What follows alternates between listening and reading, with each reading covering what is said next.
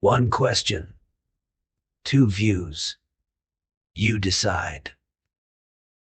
Welcome back. A lot of places out there will tell you they have all the answers.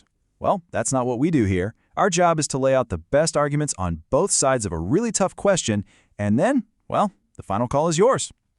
All right, so this time we're diving deep into our season on the Sumerian King List. And the big question hanging over this whole thing is, what exactly is this document? Is it a genuine piece of history? A real memory of the past? Or was it something else entirely? A really clever piece of political spin? Okay, so when you boil it all down, the debate really splits into two camps. On one side, you have the historical memory view. These folks believe the King List is pretty much what it says it is, a record preserving a real historical tradition. But on the other side, you've got the political construction view, which argues, nope, this thing is a carefully crafted narrative built for a specific ideological purpose. When the King List says kingship was taken from one city and given to another, what does that actually mean? Was it a real-world transfer of power, with one city actually taking control, or was it more of an ideological claim, a way of framing history? We're going to break this down by looking at three key arguments. All right, let's get into our first major point of contention: administrative control. So here's the heart of it. View 1 says, yes, these transfers were real. They were genuine institutional shifts. When a city got kingship, it meant they were the ones in charge, running the show with actual administrative power. But View 2 pushes back hard. They say the King List is painting this neat, tidy picture of one king at a time, when in reality, the situation on the ground was way messier, way more competitive and decentralized. So if you're in the real control camp, where's your proof? Well, proponents of View 1 say it's right there in the archaeological record. You've got royal inscriptions from guys like Lugal-Zagaji that straight up document their conquests. But the real smoking gun, they argue, is the Ur III dynasty. These guys didn't just talk the talk, they built an entire integrated provincial system. We're talking appointed governors, a bureaucracy, the whole shebang of a centralized state. And a huge piece of their evidence is something called the Bala system. Now, this wasn't just some symbolic gesture. Think of it as a sophisticated, rotating tax system. Resources would flow from the provinces into the center and then get redistributed. To make something like that work, you need real, direct, hands-on control. You can't just claim to be in charge, you actually have to be in charge. For View 1, this is undeniable proof of real power. Okay, but the other side looks at that same evidence and sees something totally different. They say this picture of total control is basically a fantasy. I mean, first off, you have major power players like the city of Lagash that had its own strong administration, and it's just not on the list. Vanished. They also argue that even the Ur III control was shaky. Those appointed governors, a lot of the time, they were just the same local bigwigs who were already in power. And that sophisticated Kabbalah system, maybe it wasn't a tool of total control, but a way to manage and appease those local power centers they couldn't just get rid of. And to top it off, we have inscriptions showing rulers holding kingship over two cities at the same time. That just flies in the face of the list's whole one king at a time structure. And that last point about missing cities, that brings us perfectly to our second big argument, the strategic omissions. And on this, the two views could not be more different. View 1 says, look, the list is selective, but it's not deceptive. It's not trying to list every single regional power. It's focused only on the big players, the ones that achieve true overarching dominance. But View 2, they say, no way. These aren't just selections, they are omissions. Deliberate, intentional choices to literally write rivals out of history. From the historical memory perspective, this makes perfect sense. The King List isn't supposed to be an exhaustive catalog of every mayor and governor. It's tracking something very specific: hegemonic succession. In other words, who was the top dog in the entire region at any given time. A city could be a big deal locally, for sure, but if it never reached that paramount status, it wouldn't make the cut. And they have a great point to back this up. We have multiple copies of the King List, and they're remarkably consistent. If this was just propaganda being made up on the fly, you'd expect to see a bunch of different versions, right?